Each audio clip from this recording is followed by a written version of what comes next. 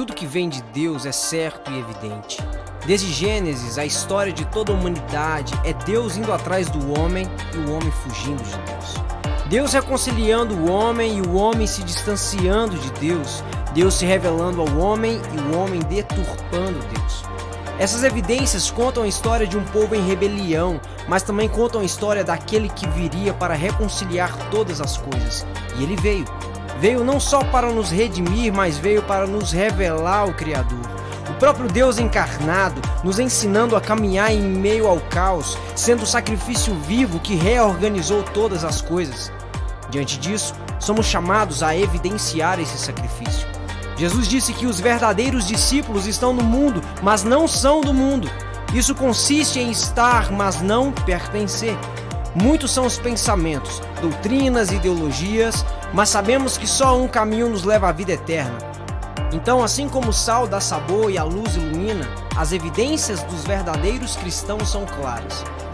Elas apontam para alguém que é muito maior do que elas. Evidências da salvação.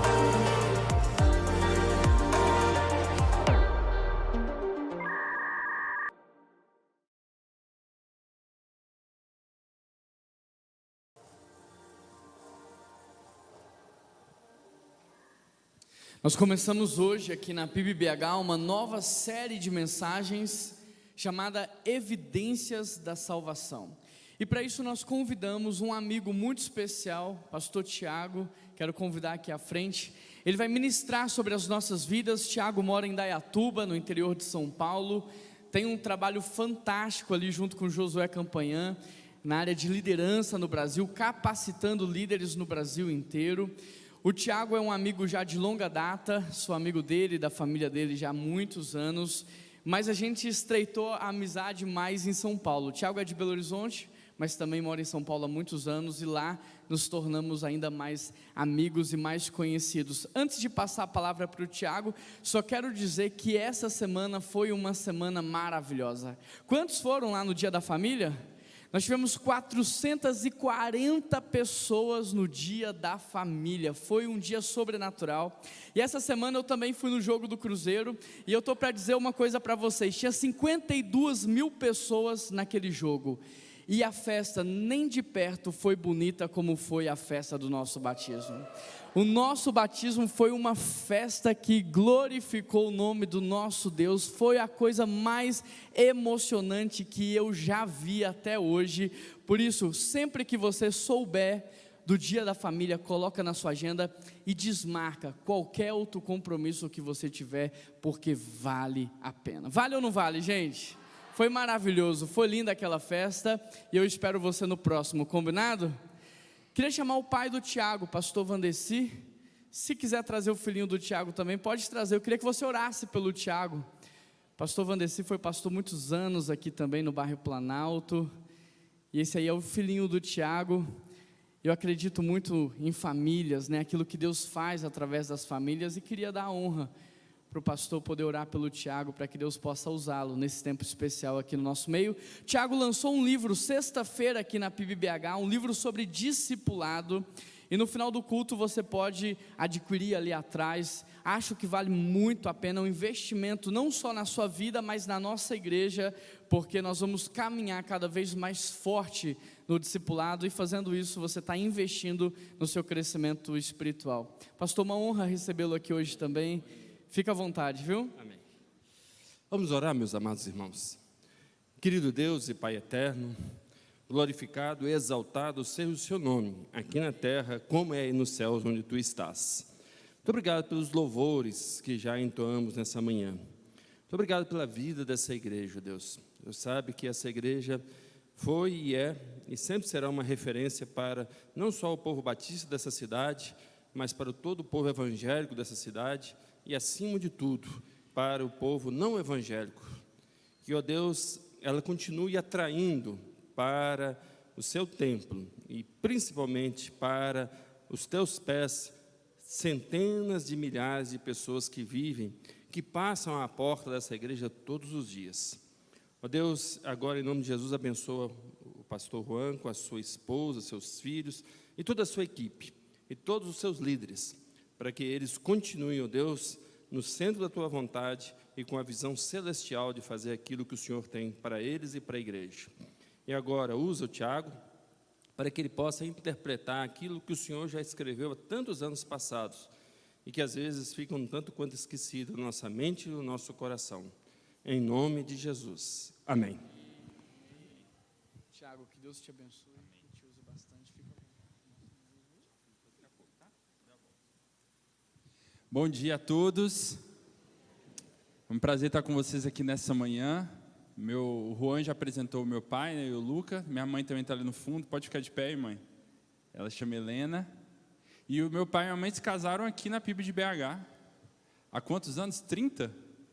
Não, 40, ó. 30 é mais do que eu tenho de vida. 40 anos atrás, exatamente. A minha esposa também veio comigo nessa viagem, mas ela está aproveitando amanhã para descansar um pouquinho. Ela está grávida do nosso segundo filho. A gente se inspirou no Juan naquele e fez um segundo menino. Então, orem por nós que estamos assustados.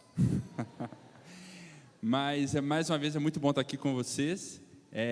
Sou de Belo Horizonte, morei aqui até 24 anos, mas nessa idade eu mudei para São Paulo para fazer teologia lá em São Paulo e acabei ficando no estado.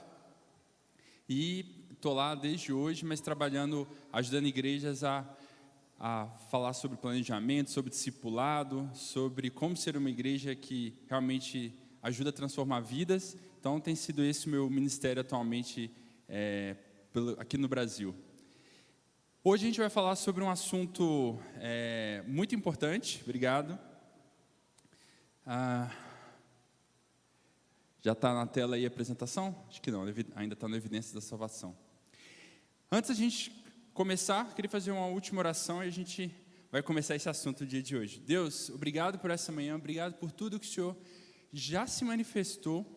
Aquelas pessoas aqui que estão abrindo o coração para receber de Ti uma palavra, um toque do Teu Espírito Santo, e que a gente possa continuar aberto o nosso coração para que a gente ouça do Senhor e se aproxime um pouco mais de Ti nessa manhã. Em nome de Jesus. Amém. Eu queria que a gente imaginasse hoje algumas coisas e eu queria convidar vocês para participar comigo desse processo imaginativo, né? A primeira imaginação que eu queria convidar você a ter, acho que não está funcionando. Vamos tentar mais uma última vez. Está na tela direitinho aí?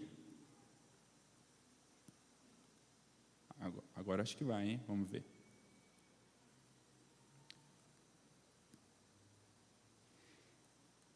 Queria que você imaginasse comigo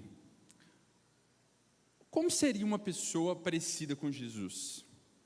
Como seria uma pessoa que é parecida com Jesus? Como ela falaria com os outros? Como ela reagiria quando as pessoas discordassem dela? Como é uma pessoa que é parecida com Jesus? Ela se importaria com o outro? Ela ficaria um pouco afetada quando a pessoa próxima a ela estivesse passando por uma dificuldade? Como seria alguém parecido com Jesus? Como é que seria essa pessoa? Ela se conectaria com as pessoas que estão próximas a ela ou teria uma vida distante, muito fria? Ela tentaria se aproximar de Deus, o Pai, ou ela só falaria com Deus aos domingos, no culto? Como seria essa pessoa parecida com Jesus? Como você descreveria ela? Ela sentiria um amor profundo, não só por Deus, mas para as pessoas que convivem com ela? Ou ela teria algumas atitudes de desconfiar das pessoas, desacreditar das pessoas, ou simplesmente fingir que elas não existem? Porque ódio é uma coisa, mas você desconsiderar o outro talvez seja pior do que o ódio. Mas como seria essa pessoa parecida com Jesus? Ela ficaria chateada quando alguém discordasse dela ou votasse num candidato diferente dela? Ficaria muito revoltada com ela a ponto de cortar relações com ela? Como seria essa pessoa parecida com Jesus? E a pergunta que eu faço hoje é: você é essa pessoa parecida com Jesus? O quanto você está distante dessa pessoa que é parecida com Jesus? Você está muito próximo de alguém que é parecido com Jesus ou não? Você está algum tempo distante desse referencial do que é ser Jesus? Acho que o projetor não vai funcionar, né? Deixa eu pegar, vai funcionar? Só pegar as minhas anotações, porque de cabeça eu acho que eu não vou lembrar de tudo. Se não funcionar, não tem problema, eu só pego o computador aqui e vou seguindo a partir daqui.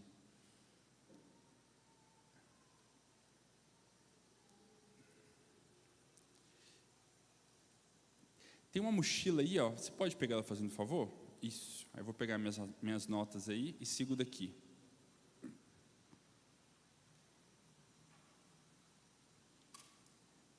Muito obrigado. Valeu.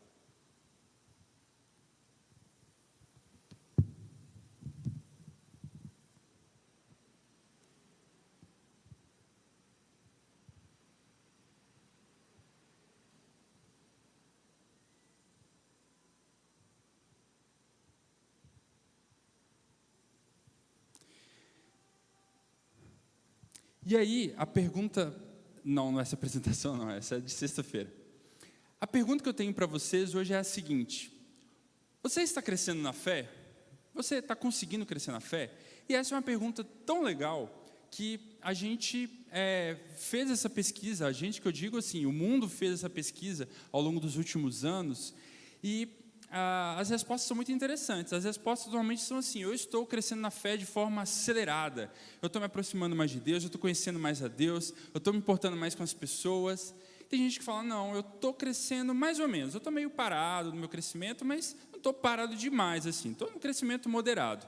E tem gente que fala: eu parei de crescer na fé, estou frequentando a igreja, vou aos domingos, dou meu dízimo, faço minha oração, leio a Bíblia, li um pouquinho e tal, mas não estou crescendo na fé muito mais, né? Essa é uma pesquisa muito interessante. Se eu te perguntasse: você está crescendo na fé? Você consegue perceber evidências de que você está realmente ampliando a sua salvação, se aproximando mais de Cristo e crescendo no seu relacionamento com Deus? Você consegue perceber se está crescendo na fé ou não? E, gente, absurdamente, talvez para surpresa de alguns, a maioria das pessoas admite que parou de crescer na fé. Isso não só no Brasil, mas no mundo todo. As pessoas admitem que pararam de crescer na fé. E o mais engraçado e mais assustador: quanto mais tempo elas passam na igreja, quanto mais tempo elas têm de quilômetro rodado frequentando uma igreja evangélica, mais paradas elas estão na fé. Coisa estranha, né? Era para ser o contrário. E essa pesquisa foi tão importante que gerou 4 livros, e inclusive eles foram traduzidos para o português, são publicados pela editora Vida, uma série chamada Descubra. Vocês podem conferir se vocês quiserem. E algumas pessoas falam assim: não, eu estou crescendo na fé. Sim, estou crescendo na fé. Só que quando os entrevistadores vão lá fazer mais algumas perguntas para ela, eles percebem que essa pessoa não necessariamente está tão crescendo na fé assim. E por que essa pergunta é importante? Porque se você literalmente parou de crescer na fé, você parou o seu processo de geração de vida, você parou de ter vida nascendo dentro de você, você reiniciou o seu processo de morte. E isso normalmente se dá quando a gente pergunta por que as pessoas pararam de crescer na fé, por que elas pararam de aumentar o seu relacionamento de profundidade com Deus.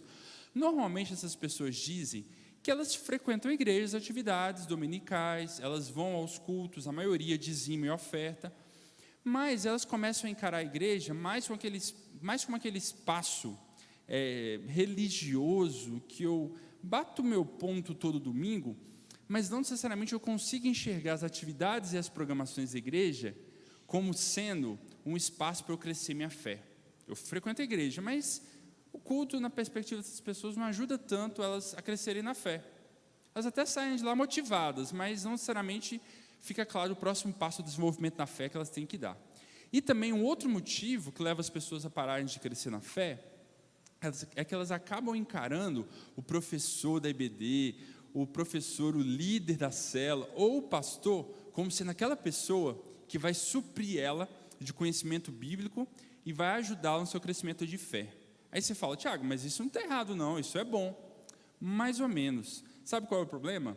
A pessoa entender que o outro é responsável pelo seu crescimento na fé.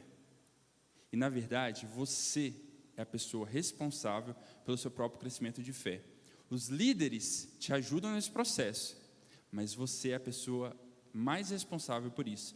Você tem que ir até as Escrituras e aprender com elas. Você vai a Deus direto, eu não preciso de intermediário. Eu não preciso ficar dependente de uma outra pessoa. Então, os pesquisadores descobriram isso. Algumas pessoas acabam parando de crescer na fé porque terceirizam para o outro a minha alimentação espiritual, ou eu terceirizo para uma programação ou uma atividade eclesiástica o espaço para que eu cresça na fé, mas nem sempre eu consigo conectar uma coisa a outra. E o convite que eu quero fazer para vocês essa manhã é uma forma de resolver esse problema, que é o quê? O convite para que você entenda e vivencie o que é seguir a Jesus de forma intencional. Por que eu reforcei a palavra intencional? Porque muito provavelmente todo mundo que está assistindo hoje aqui ou participando do culto hoje segue a Jesus ou se entende como um seguidor de Jesus, né? Em algum momento da sua caminhada você falou: não, eu quero receber Jesus no meu coração, eu quero andar com Ele, eu quero ter um relacionamento com Jesus. Provavelmente a maioria aqui das pessoas nessa manhã. Mas quando eu digo seguir a Jesus de forma intencional, significa dizer que eu vou fazer deste processo algo constante, consciente, todos os dias da minha vida. Que eu não vou simplesmente acordar mais e pensar no que eu tenho que fazer no meu trabalho, na minha vida, na minha escola, na rua, com a minha família. Eu vou fazer tudo isso, mas com a perspectiva de que a característica mais essencial da minha vida é o fato de eu ser seguidor de Jesus. Você já se percebeu que normalmente a gente se identifica de diversas formas diferentes, né? Eu sou brasileiro, eu sou crente, eu sou batista, eu sou da PIB de BH, eu sou cruzeirense, sou atleticano, e aí a gente vai, né? Na época de eleições a gente fica dando nome aos candidatos, de quem a gente vai votar, mas nenhuma dessas características são tão essenciais quanto a mais importante, que é eu entender que eu sou um seguidor de Jesus. Se a gente tivesse que colocar todo mundo aqui numa página só, a gente diria que o que mais é unânime entre nós é o fato de nós sermos seguidores de Jesus. Só que a gente se esquece disso de forma intencional no dia a dia. Eu uma vez acordei um dia muito consciente de que eu tinha que exalar Jesus na minha vida. Eu acordei assim, eu tinha tido uma aula de teologia no dia anterior, que o professor tinha falado sobre isso, eu tinha ficado impactado pelaquela palavra. E aí eu falei: nossa, isso é verdade, eu tenho que exalar Jesus na minha vida e tal. E acordei consciente disso, assim, de um jeito sobrenatural. E aí eu acordei, né? Dei bom dia para todos os meus colegas de pensionato. Para quem morou aqui em pensionato sabe que é difícil dar bom dia para os colegas de pensionato. Isso já foi um mini milagre na manhã. E aí saí cantando e tal. Aí cheguei no ônibus, tinha uma pessoa mais velha do que eu, dei lugar para ela. Aí cheguei até o metrô, porque quem mora em cidade grande, né, sabe que tem que pegar metrô, ônibus e mais 50 tipos de transporte. Cheguei até o metrô e tinha uma senhorinha carregando uma bolsa pesada. E eu falei: posso ajudar a senhora? Ela: graças a Deus, Deus te enviou, meu filho. Eu falei: exatamente, Deus me enviou e tal. Aí peguei lá a bolsa dela, levei até o metrô. Quando eu cheguei na estação para sair andando, tinha uma mulher com dificuldade de estacionar. E aí eu ajudei ela a estacionar. E assim, o dia foi assim incrível. Eu falei: gente do céu, eu estou sendo assim muito crente, entendeu? As coisas estão acontecendo ao meu redor. No dia seguinte, eu não acordei com essa consciência toda. Esqueci de dar bom dia para os meus amigos. Esqueci de ajudar as senhorinhas subindo no metrô. Esqueci de perceber as necessidades ao meu redor. Não é porque as necessidades não existiam. É porque o meu olhar já tinha se desconectado. Eu já tinha me voltado para o automático. De seguir minha vida com os meus próprios problemas, as próprias dificuldades. Aí quando alguma coisa dava errado, eu me lembrava de Deus, fazia oração. O exercício de seguir a Jesus de forma intencional é esse exercício constante, de trazer Jesus para o banco do passageiro do meu carro e falar: Jesus, vamos comigo para o trabalho. Jesus, vamos comigo para casa. E participar dessa relação da Trindade. Esse é um convite que a gente não resolve num dia. É um convite para a vida. Para a gente continuar fazendo isso de forma intencional todos os dias. E a primeira vez que eu comecei a ouvir sobre esse assunto, eu frequentava uma igreja, eu era adolescente, estava lá, normal, indo nos cultos, não tinha muitos grandes pecados, sabe, aqueles pecados muito hollywoodianos e tal, mas eu estava meio só seguindo a vida no automático na igreja também. E aí uma pessoa virou para mim, Tiago, vamos andar juntos para a gente aprender a ser mais parecido com Jesus? Vamos entender que história é essa de ser discípulo de Jesus? E eu aceitei o convite. Uma pessoa fez um convite para mim de caminhar junto com ela. Ela não disse, vou te ensinar tudo que você precisa saber. Você não sabe de nada, vou te ensinar. Não, ela falou, vamos andar junto? Eu falei, vamos. E a partir dessa relação, dessa pessoa comigo, eu aprendi o que é ser discípulo de Jesus na prática, não na teoria, porque na teoria eu já sabia, e aprendi o que é discipular outras pessoas. Comecei a caminhar com outras pessoas, para levar outras pessoas a também seguir a Jesus de forma intencional em toda a sua vida. Isso que fez a mudança na minha vida. Uma pessoa me chamou para um processo de relacionamento íntimo, para a gente aprender na prática da nossa vida, que é ser discípulo de Jesus. Ele não me chamou simplesmente para um programa, para um curso, para um evento. Não, ele me chamou para partilhar a vida. E nisso, eu entendi o que é ser discípulo de Jesus. Mas o que é ser discípulo de Jesus? A gente poderia falar muito tempo sobre o que é ser discípulo de Jesus, sobre o impacto do que é ser discípulo de Jesus. Mas ser discípulo de Jesus não se trata apenas de uma decisão que eu tomei um dia na minha vida, no momento da conversão. Mas se trata de uma escolha constante que eu faço todos os dias da minha vida. Lembra que Jesus chamou a gente para tomar a sua cruz dia após dia? Não tem a ver só com sofrimento, tem a ver com esse exercício de continuar seguindo a Ele todos os dias da minha vida, né? Até eu morrer, eu vou ter que fazer a decisão diária de continuar seguindo a Jesus. Nos meus conflitos, nas minhas dúvidas, continuar seguindo a Jesus. E tem duas características muito claras e marcantes do que é um discípulo de Jesus. A primeira é que existe a morte do eu. A morte do eu, Lucas 9:27 chama atenção para a gente disso, né? Que quando eu decido seguir Jesus, eu estou de fato permitindo que o meu eu morra. Que não sou eu mais quem vive, mas que Cristo vive em mim, como Paulo diz em Gálatas 2:20. A partir dessa decisão começa uma trajetória, que é a trajetória da santificação, a trajetória da santidade, a trajetória do discipulado, que vai me aproximando de Jesus. E quem dera se a gente matasse o eu só uma vez na conversão, seria fácil, né? Mas a morte do eu é um exercício diário, mais uma vez, intencional e constante, de todos os dias eu decidi, eu queria esganar essa pessoa. Jesus, me ajuda a ter paz no meu coração, para não querer esganar essa pessoa. Eu posso dormir humilde e acordar orgulhoso. Eu posso ter trabalhado a minha vaidade, mas diante de uma situação, a vaidade apontar novamente. Eu posso achar que minha vida está sensacional, e aí eu vejo alguém numa publicação no Instagram, mostrando que ela está de férias em Dubai, e ficar chateado porque não tem tudo que ela tem. E começar a me comparar com o outro, e falar, nossa, não tem tudo que eu preciso na vida. Então, a morte do eu é um exercício constante. E outra característica marcante do discípulo de Jesus é que ele se reproduz. Ele não quer parar só a transformação da sua própria vida, ele quer levar essa transformação para outras pessoas. Não é possível conter o amor de Deus quando você vive ele de forma integral. Ele transborda por você, não só de maneira natural, mas intencional. Eu quero levar para o João, que trabalha comigo, um pouco mais da vida que há em mim. E eu vou fazer uma estratégia para fazer isso acontecer. Eu vou aprofundar meu relacionamento com ele. Eu vou me aproximar mais dele para, de alguma maneira, a gente poder partilhar a vida e ele perceber a vida que está em mim. E eu, em algum momento, compartilhar com ele a respeito do Evangelho. E convidá-lo para também ser discípulo de Jesus. Imagine também uma pessoa que não só é parecida com Jesus, mas faz outros discípulos. Leva outras pessoas a também fazerem discípulos. Essa pessoa ela é bênção de Deus no reino e ajuda o reino a se expandir.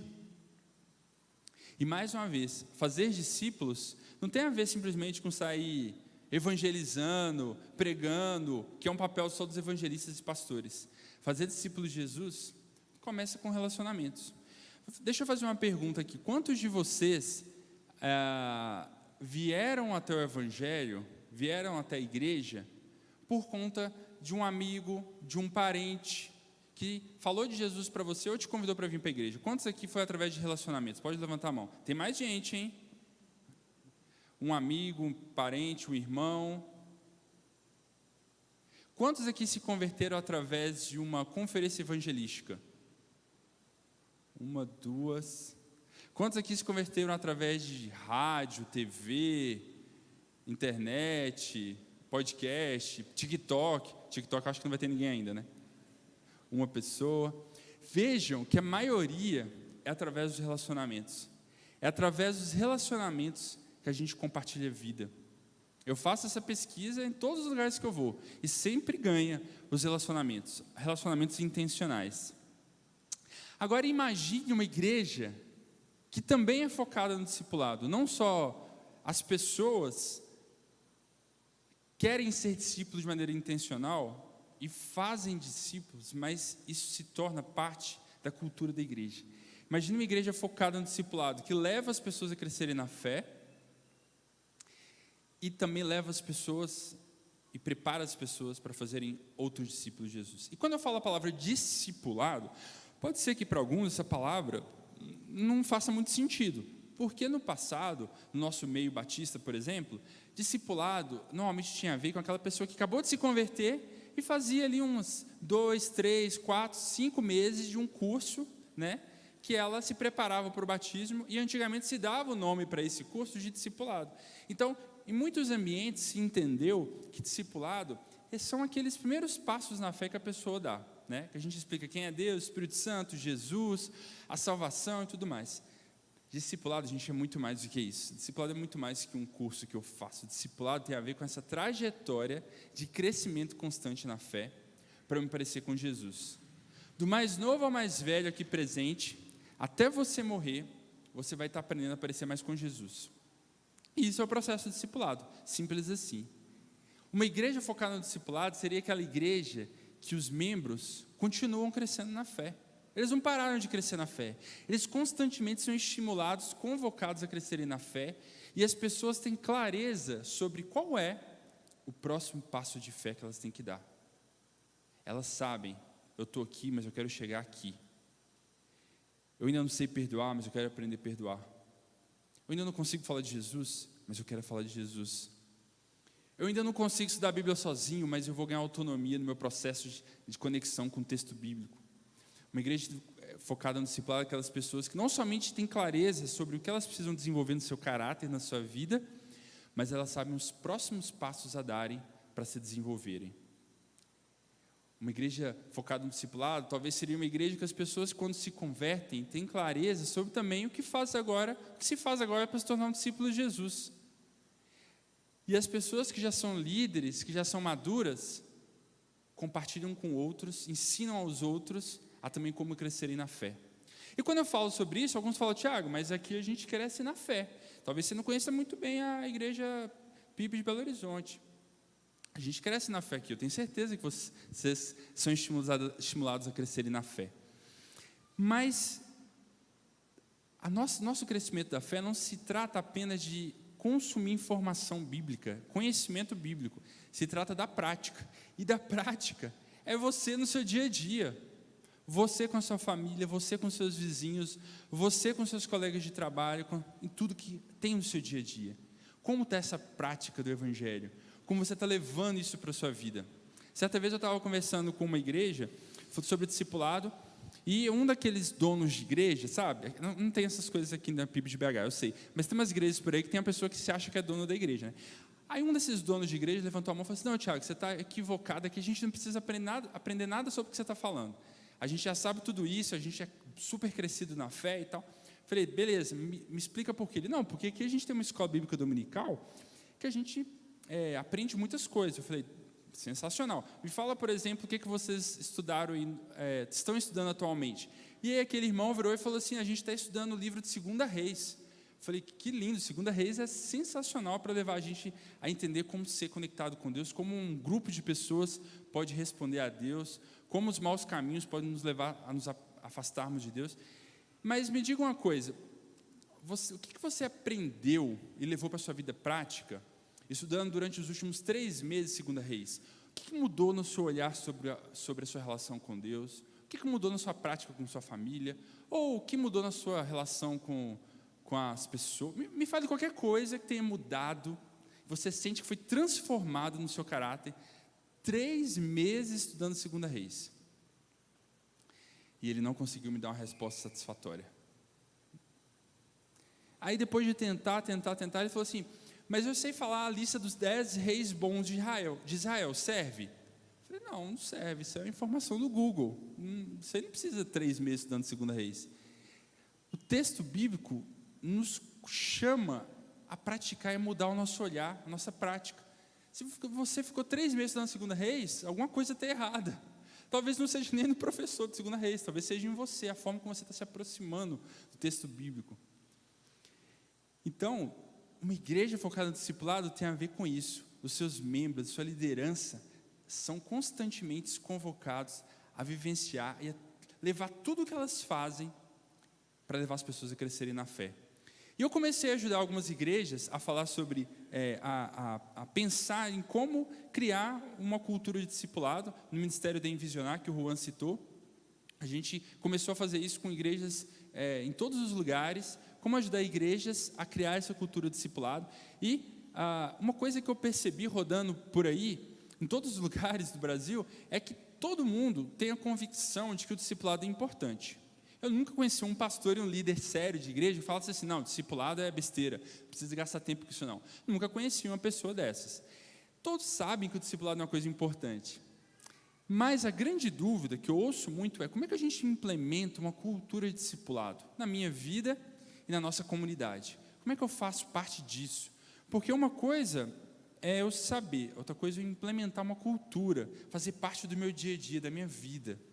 Como é que eu implemento isso? E foi por conta disso que eu escrevi esse livro, A Igreja que Faz Discípulos, a partir da experiência de ajudar algumas igrejas a implementarem o discipulado, a construir um ambiente na sua realidade, no seu contexto, que exale o discipulado de Jesus. E uma coisa que eu acredito é que cada comunidade tem a sua especificidade, cada comunidade tem a sua característica. Não dá para a gente tentar copiar o modelo da igreja aqui do lado, mesmo que eles façam algumas coisas legais, mas a nossa história é diferente, a história de vocês é muito específica, vocês têm um DNA diferente, vocês têm sonhos de futuro diferente. Então, construir uma cultura de discipulado nesse tempo da história da igreja é diferente de qualquer outra igreja, qualquer outro lugar do mundo. Mas como fazer então a construção de uma cultura de discipulado na vida de vocês dessa comunidade? É algo que vocês têm que construir, e aí esse livro eu sugiro algum passo a passo de como vocês constroem o modelo de vocês. Ao invés de oferecer um modelo, eu mostro um modelo de como construir um modelo, como vocês podem desenvolver isso por conta própria. E o primeiro passo é essa mudança de mentalidade, que entender que o discipulado, na verdade, é para todo mundo, não só para quem acabou de se converter, para todas as pessoas. Qualquer que seja a sua idade, qualquer que seja o seu nível de maturidade, por mais espiritual que você seja, por mais cabelos brancos que você tenha, você é estimulado, deve ser estimulado a continuar crescendo na fé. Vocês sabem qual foi a última carta escrita pelo apóstolo Paulo? Alguém sabe dizer? Quem está aí na aula, na IBD, frequentando direitinho? Provavelmente foi a 2ª carta a Timóteo. Paulo escreveu quando estava bem velho já, quase a ponto de ser lá morto por Nero. E quando Paulo escreveu essa carta para Timóteo, Timóteo não era mais um garoto, porque a gente aprende desde a infância, né, de que Timóteo era jovem na fé, mas uma hora Timóteo ficou velho, né, foi envelhecendo. E quando Paulo manda essa carta para 2 Timóteo, Timóteo já era mais adulto, já, talvez ali entre 40 e 50 anos, aproximadamente. E ele não era só um jovem na fé, ele era o representante de Paulo na igreja, de toda uma região da Ásia. E ele era uma autoridade espiritual, ele seria alguém muito famoso e muito conhecido, tipo Juan, assim, na cidade, entendeu? Ele seria uma pessoa muito famosa.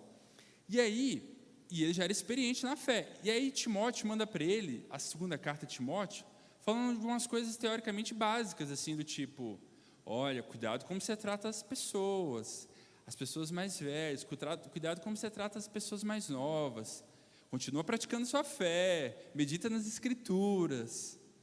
Timóteo, se ele fosse um cara mais orgulhoso ou vaidoso, ele podia se ofender, falar assim, que isso, sou um cara, né, praticamente um apóstolo, famoso, então você vai me lembrar de umas coisas básicas dessa, Paulo, por favor, né, fala de coisas mais profundas aí. Não, provavelmente Timóteo não deve ter tido essa atitude arrogante, não, porque ele sabia que a prática do evangelho, a prática da fé, tem a ver com a gente relembrar aquilo que a gente ouviu, mas praticar. E Paulo fala isso, olha, ponha em prática a salvação de você. Ponham em prática a salvação de vocês. Porque a gente sabe, mas praticar outro estágio. Então, o discipulado é para todos nós. Seja para alguém que acabou de se converter, seja para alguém que veio de outra igreja e não conhece o que vocês acreditam como igreja, seja alguém que já é crente há muito tempo, qualquer pessoa é alvo do processo discipulado. E aí eu proponho, no meu livro, eu vou compartilhar rapidamente com vocês, 3 coisas. O que é discipulado, como vocês podem implantar a cultura do discipulado e como vocês podem focar a igreja no discipulado. E eu queria destacar alguns pontos chaves aqui com vocês. A primeira coisa é, Tiago, como eu vivencio na prática uma experiência discipular? Porque a maioria de nós, provavelmente, nunca foi discipulado por alguém. Não vou fazer essa pergunta, mas a maioria das pessoas da nossa geração, das nossas gerações aqui nesse templo, não foram discipulados por alguém. Alguém pegou você na mão e falou, vou caminhar na fé para te mostrar o que é ser discípulo de Jesus. Alguém aqui teve alguém que andou junto com você e falou assim, olha, eu vou te ensinar o que é ser discípulo de Jesus? 3, 4, 5, 6, 7, 8, 9 pessoas. Olha só, num templo lotado como esse, a gente tem mais ou menos 9 a 10 pessoas que alguém falou, vamos caminhar junto. E isso não é só daqui de Belo Horizonte. Alguns autores dizem que a gente perdeu a prática discipular há 80 anos. Alguns dizem 100, 120 anos. Alguns especialistas dizem que talvez a prática da implantação do evangelho no Brasil já veio sem a perspectiva do discipulado, que é mais forte ainda. Então, isso não é só um problema nosso, é um problema generalizado e global. Então, o convite para você é, vivencie uma experiência de discipulado. Você pode fazer isso com uma pessoa, você pode fazer isso com 2 pessoas, com 3 pessoas, quem sabe até na sua célula, se você faz parte de uma célula, participe de uma experiência discipular. O que é uma experiência discipular? É uma experiência de vida na vida, é algo que você vai entender que haverá troca de vida, que você não está caminhando com a pessoa só para vocês serem amigos, mas sim para partilhar a vida, e isso faz muita diferença. É uma caminhada para praticar o evangelho, não só estudar o texto bíblico, não só estudar um livro, mas para praticar o evangelho. Um processo para toda a vida, uma jornada de crescimento, que é fundamentada no relacionamento profundo. Então eu posso fazer parte de uma relação, de um grupo, por exemplo, que eu não tenho um relacionamento profundo. Eu posso fazer parte de um grupo de pessoas que a gente ora junto, a gente come pizza junto, mas não necessariamente a gente troca vida, troca experiências. A gente tem a coragem de abrir o coração e falar, estou com vontade de pecar, me ajuda a não pecar? Estou com vontade de esganar alguém, me ajuda a não esganar alguém? Estou me sentindo muito triste e estou achando que eu estou entrando num processo depressivo. Não sei com quem falar. Esse tipo de pessoas, com esse tipo de pessoas que você tem coragem de falar, são pessoas que você tem relacionamento profundo, que você tem coragem de abrir o coração, ser vulnerável. E isso parte de uma experiência de um grupo que caminha junto. Vocês têm um tempo junto, vão abrindo o coração, contando sua história. Quanto mais tempo junto, mais provavelmente maior a possibilidade do relacionamento ser mais profundo, né? Jesus andou com 12 caras, a gente vê isso nos evangelhos, e ele ficava 24 horas com aqueles caras. Imagina quanto deve ter sido difícil para Jesus, né? 24 horas andando com Pedro, João, os caras é difícil de lidar, né? Super durão, e Jesus caminhou com eles. Esse relacionamento profundo que Jesus fez abriu as possibilidades e levou eles a crescerem na fé. Então vocês podem começar uma experiência individual ou coletiva, mas tudo parte de vamos aprender juntos o que é ser discípulo de Jesus. Vamos aprofundar nisso. Eu trago até uma sugestão de material simples, que eu não sei se vocês conhecem, que chama A Formação de um Discípulo, que é um livro fininho, está um pouco fraquinho ali, mas chama A Formação de um Discípulo. Um livro fininho, mas poderoso, muito profundo. Ele foi muito conhecido entre os batistas na década de 70, e ele fala sobre o que é ser discípulo de Jesus, como funciona o processo de discipulado. Tem um guia também, chama Guia de Estudos, que ajuda como aprofundar nesse texto. Mas esse livro, podem ter vários outros bons que falam sobre o que é ser discípulo de Jesus. E você pode ter uma ferramenta de um material bom que te ajude a pensar. Vamos trabalhar na essência o que é ser discípulo de Jesus? A partir da experiência de você entender o que é ser discípulo de Jesus, você pode começar a pensar, eu vou expandir isso para mais pessoas. Porque eu não posso começar a querer ensinar para o outro algo que eu não vivi. Eu só posso dar daquilo que eu já tenho. Eu só posso dar a partir daquilo que eu já recebi. Então, quando a gente fala de começar a ampliar a cultura do discipulado a partir de você, tudo começa com você, com um grupo de pessoas, mas a gente começa a pensar, então, em como expandir isso. E aí eu não quero gastar muito tempo nisso, porque aqui já está falando sobre como levar isso para a igreja como um todo, e talvez esse é um assunto que mais interessa os pastores e líderes aqui da PIB de BH, mas, falando rapidamente, são 4 passos basicamente. Entender quem a gente quer discipular, que trilha de discipulado eu construo, quais estratégias eu uso e quais materiais eu uso. Então, eu vou passar rapidamente por eles. O primeiro é esse que eu acabei de falar. A gente entender que todo mundo é alvo do processo de discipulado. Todo mundo tem que ser convocado para dar um passo claro de crescimento da fé. Qual é o meu próximo passo de crescimento da fé? Isso está claro para você? Se eu te perguntasse assim, qual é o item do seu caráter, ou qual a característica do seu caráter hoje que você precisa que Jesus transforme? Está claro para você isso? Se não está, já é um exercício de autodescoberta. Depois de descobrir, aprender a como enfrentar isso e encarar isso. Então, por exemplo, eu posso ter um curso sobre perdão, uma série de mensagens aqui sobre perdão, um estudo na célula sobre perdão. Mas, como eu vou saber se eu aprendi realmente o que é perdão? Se eu peço perdão para alguém, ou se eu perdoo alguém? Você pode passar 1 ano aprendendo sobre perdão. Enquanto você não der esses 2 passos, a coisa está aqui no cérebro ainda. Não desceu para o coração e para as mãos. Então, o meu próximo passo de fé que eu tenho que dar é esse convite que Jesus me traz, me convoca, dentro da minha realidade, dentro do meu contexto. E vai ser diferente, por exemplo, alguém que acabou de se converter, que está chegando agora na igreja. E isso leva a gente para esse passo 2, que é qual é o meu próximo passo então na fé? Uma trilha de discipulado nada mais é do que uma sequência de passos organizados para levar alguém a crescer na fé. Então é quando uma pessoa chegou hoje ao culto à noite, se converte, vocês aqui, qualquer pessoa aqui na igreja tem clareza de falar assim, agora que você se converteu, o seu próximo passo de fé é esse, depois esse, depois esse, depois esse, até que você atinja a maturidade cristã e continua crescendo em maturidade cristã. Uma trilha de discipulado é essa trilha que eu entro, essa jornada que eu entro pessoalmente para que eu cresça na fé. E a trilha de alguém que está crescendo na fé precisa ser claro, porque senão eu vou ficar andando por aí, né? Não vou vir à igreja, vou frequentar a igreja, mas não vou entender o que Deus quer transformar em mim. O terceiro passo é fazer isso com uma outra pessoa. Eu posso crescer na fé, uma relação 1 a 1.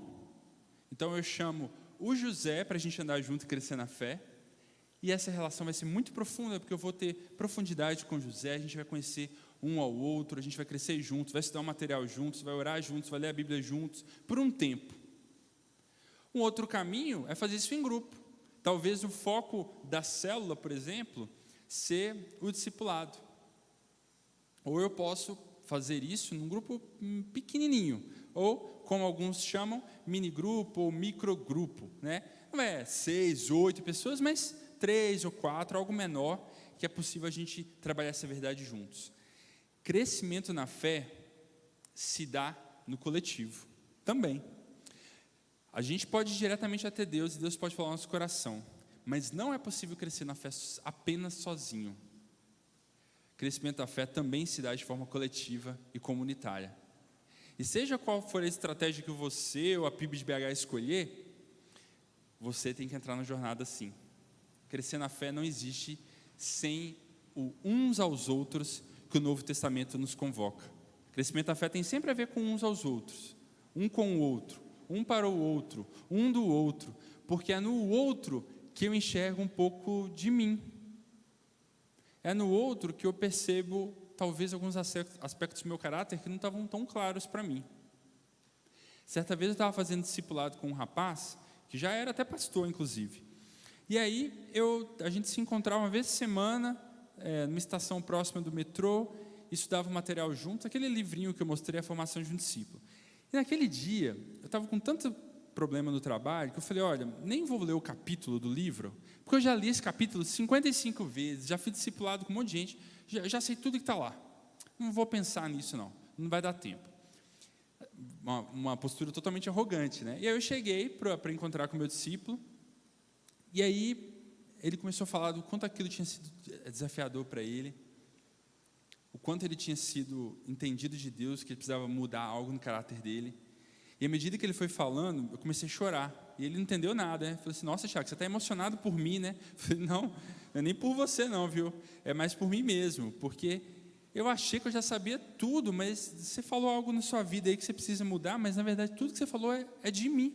Parece que estava pregando para mim. E eu vim aqui numa postura hoje totalmente arrogante, achando que eu ia ensinar.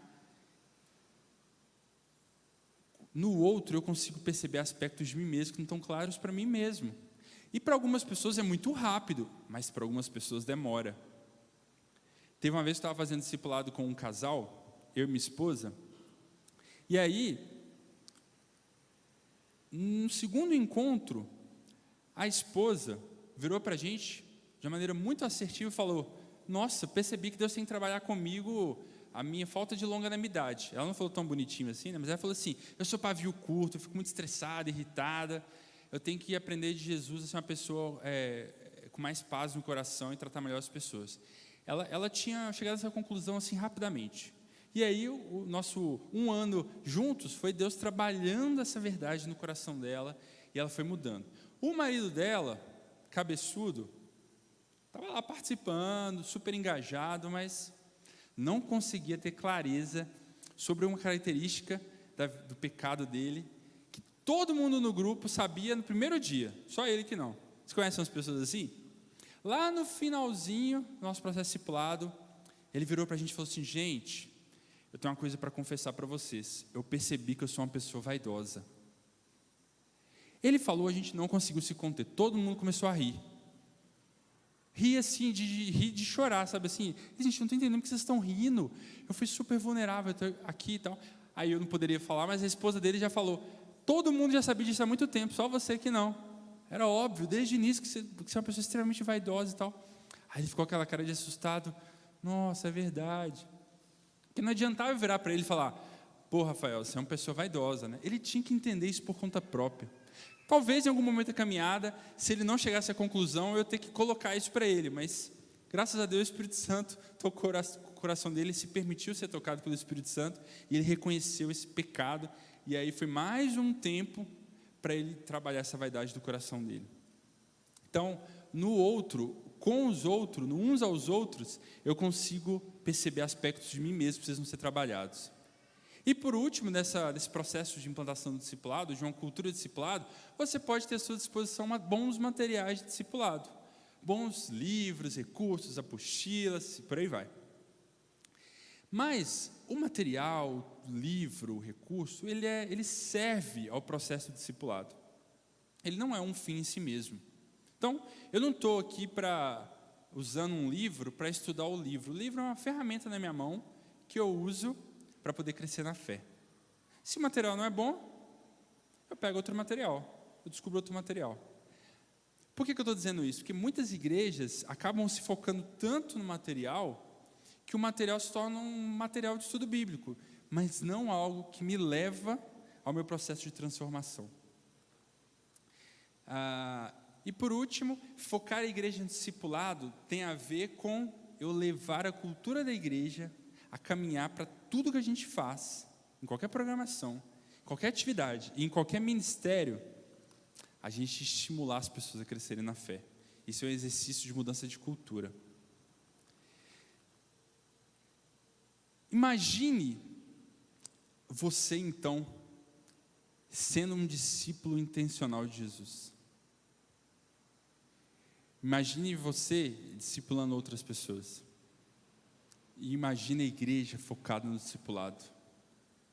O quanto não avançaríamos no nosso processo de salvação, o quanto não avançaríamos em levar o evangelho para outras pessoas, e o quanto a gente não faria da nossa igreja uma igreja que estimula as pessoas a crescerem na fé e é um sinal do reino de Deus na cidade, para que outras pessoas também se conectem com Deus e se aproximem de Deus. Imagine tudo isso acontecendo. Mas isso não é nem só um convite que Jesus nos faz. É uma convocação.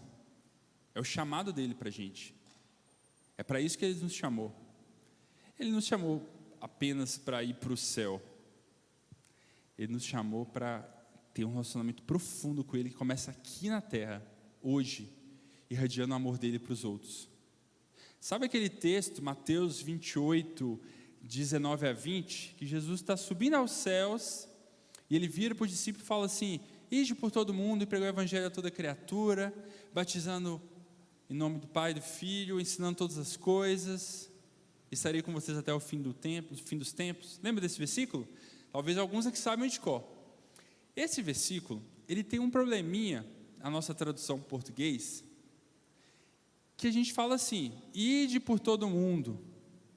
Mas essa palavra não é a melhor tradução para o português. E os tradutores da Bíblia têm dificuldade, porque não tem uma palavra no português que expressa bem a ideia do texto original. A melhor aproximação talvez seria algo do tipo assim: tendo ido, façam discípulos. Ou indo por aí, façam discípulos. Vivendo suas vidas, façam discípulos. Andando por aí, façam discípulos. Todos sinônimos no texto. Por que a mudança é muito importante?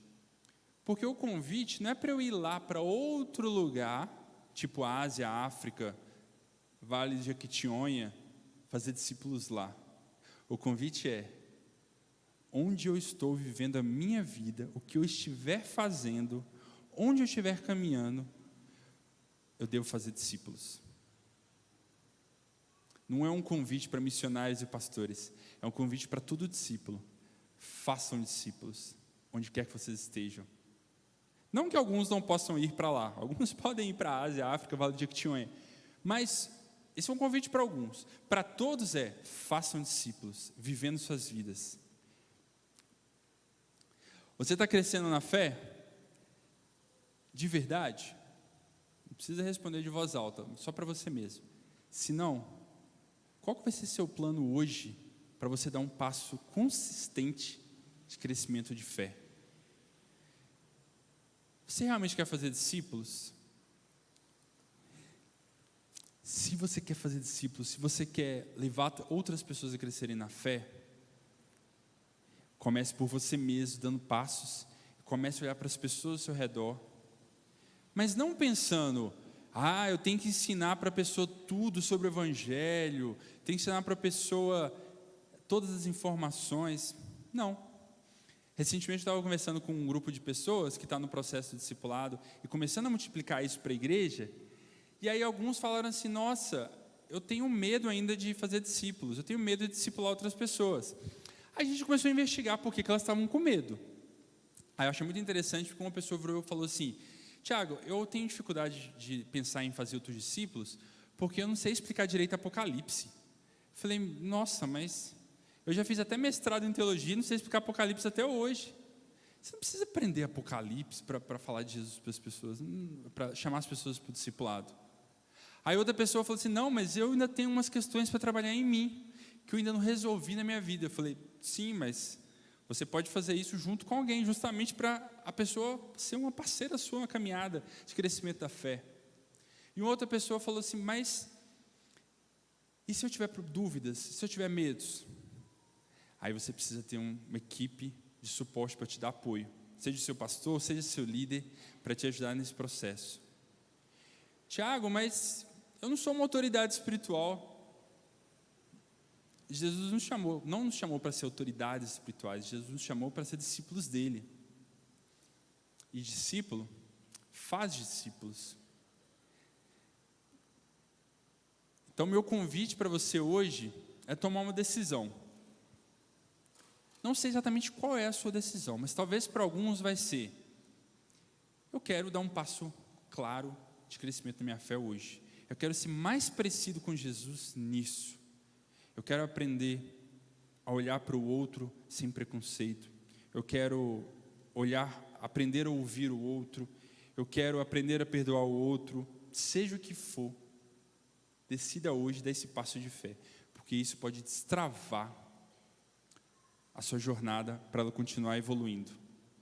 Ou talvez a sua decisão hoje tenha a ver com: não, eu vou começar a compartilhar a vida que é em mim com outras pessoas. Eu vou dizer sim para o convite de Jesus, antes de subir ao céu, de fazer outros discípulos. Vou começar com alguém. Talvez eu não consiga fazer isso com um grupo de pessoas, mas pelo menos com uma pessoa, mesmo que já seja membro da PIB, a gente vai decidir caminhar juntos para crescer mais na fé. Ou talvez a sua decisão, como líder da igreja, é: eu quero ajudar esta igreja a ter uma cultura de discipulado. Seja qual for a sua decisão, você não pode fazer isso sozinho. Você é convidado a fazer isso com pelo menos uma pessoa. Com alguém. Convide uma pessoa para caminhar com você, para sonhar com você, para receber de você, ou para construir um futuro diferente na igreja com você. Não vá sozinho, vá com outra pessoa, porque crescer na fé tem a ver com isso. Queria orar agora, e aquilo que fizer sentido para você dentro do convite, peço que você coloque diante de Cristo e decida dizer sim. Vamos orar? Pai, é muito incrível a gente imaginar nós mesmos sendo parecidos contigo. E a expressão máxima de ti é em Jesus. O que Paulo chama de a expressão exata de Deus, Jesus. A gente quer ser parecido contigo, Jesus. A gente percebe que tem coisas em nós que se distanciam de ti, mas nem sempre a gente tem clareza daquilo que a gente tem que mudar, evidenciar na nossa própria vida, para continuar nosso processo de salvação, para continuar parecendo mais contigo, porque a salvação não é só no dia que eu me converti. A salvação é uma caminhada, é um processo para a vida, que eu vou me santificando. Pai, eu te peço que o Senhor ouça aquelas pessoas aqui hoje que estão dizendo sim para dar esse passo de transformação, de querer se parecer contigo, mesmo não sabendo como, mas que o Senhor possa se aproximar delas e elas possam abrir o coração para receber a orientação do Teu Espírito Santo, a orientação da palavra de Cristo que já nos diz o caminho a seguir, a palavra da liderança, e especialmente que elas tenham a coragem de se aproximar de alguém e falar: talvez eu não saiba como ser transformado, vamos junto comigo, me ajuda nesse desafio. Dê coragem aqui a quem quer ser transformado, de falar com pelo menos uma pessoa, abrir o coração e dizer: me ajude nessa jornada, porque eu até sei, mas eu não tenho força para praticar. Também te peço, ó Pai, pelas pessoas que têm toda a condição aqui de serem bênção na vida do outro, levarem outra pessoa a crescer na fé. E eu imagino, Pai, que deve ser muitas pessoas nessa manhã. Eu te peço que o Senhor também dê coragem a essas pessoas de abrir os seus olhos para a própria comunidade da igreja e falar: eu vou me aproximar do fulano de tal, eu vou me aproximar do João, do Ricardo, da Isabela, da Maria, para propor para ela a gente caminhar para crescer mais na fé juntos. Ela não precisa ir sozinha, eu posso ser parte, não que eu saiba todas as respostas, não que eu seja perfeito, mas que eu estou disponível para caminhar junto com alguém e ser instrumento de Deus nesse processo de salvação. E eu também peço, ó Pai, que o Senhor dê coragem e convicção aquelas pessoas que são líderes aqui na igreja e que entenderam que podem ser parte nesse desafio de construir uma cultura de discipulado aqui na igreja, para que elas se coloquem diante de pé, diante dos pastores da igreja e falem: ó Deus, estou diante do Senhor para poder contribuir nessa cultura, quero ser parte desse processo, começando em mim mesmo e avançando para toda a comunidade. Porque a gente quer, Deus, não somente pessoas parecidas com Jesus nessa comunidade, mas uma igreja de pessoas que exalam Jesus, uma igreja de pessoas que estão vivendo suas vidas na cidade, na região metropolitana, e com seu testemunho e com a sua vida, ó Pai, as pessoas possam dizer: caramba, olha só, que pessoa diferente, mesmo que elas não saibam nomear que isso é Jesus, elas possam perceber e ser instigadas, e cada uma que tenha coragem de dizer: sim, eu sou diferente, eu tenho algumas coisas diferentes, mas não é porque eu sou educado, não é porque eu sou de família legal, não é porque eu sou de Jesus, eu sou seguidor de Jesus, e Ele me transformou de quem eu era para quem eu sou hoje, e continua nessa trajetória até morrer. Peço que o Senhor responda, ó Pai, a todo mundo que decidiu algo aqui nessa manhã hoje. Teu Espírito Santo, que é o único capaz de gerar transformação, possa ser visível, evidente na vida delas. Em nome de Jesus. Amém. Obrigado, pessoal.